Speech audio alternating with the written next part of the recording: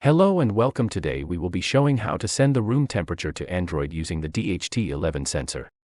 This is the connection used for this project. You will need an HC-05 Bluetooth module, a DHT11 sensor, an Arduino Uno board, and some jumper wires. To connect the HC-05 Bluetooth module, connect VCC of the HC-05 to 5 volts, the GND to ground, the TXD pin of the HC-05 to the RX of the Arduino board, and the RXD pin of the HC-05 to the TX of the Arduino board.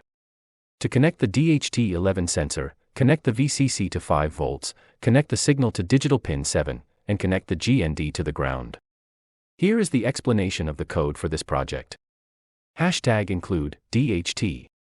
This line includes the DHT library, which provides functions for working with DHT sensors.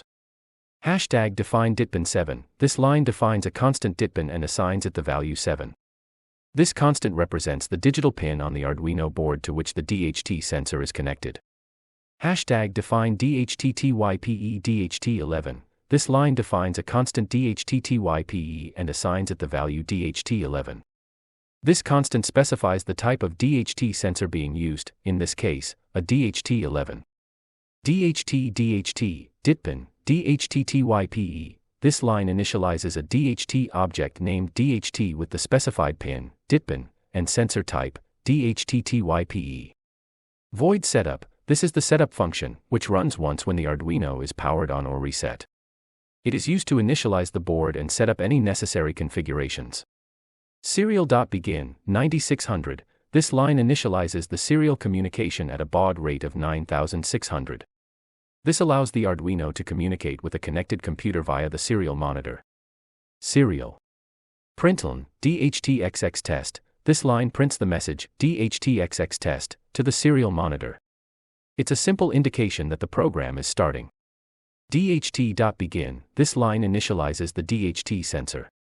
Void loop. This is the loop function, which runs repeatedly after the setup function. It controls the behavior of the Arduino board based on user inputs or other conditions. Inside the loop. Float H equals DHT. Read humidity. This line reads the humidity value from the DHT sensor and stores it in the variable H. Float T equals DHT. Read temperature. This line reads the temperature value in Celsius from the DHT sensor and stores it in the variable T. Float F equals DHT. Read temperature. True. This line reads the temperature value in Fahrenheit from the DHT sensor and stores it in the variable F. If, isnan, H, isnan, T, isnan, F, this conditional statement checks if any of the sensor readings are invalid or nan, not a number. If any of the readings are invalid, it indicates a failure in reading data from the DHT sensor. String message equals, string, humidity, plus H plus, % temperature, plus T plus degree C. This line creates a message string containing the humidity and temperature values. Serial.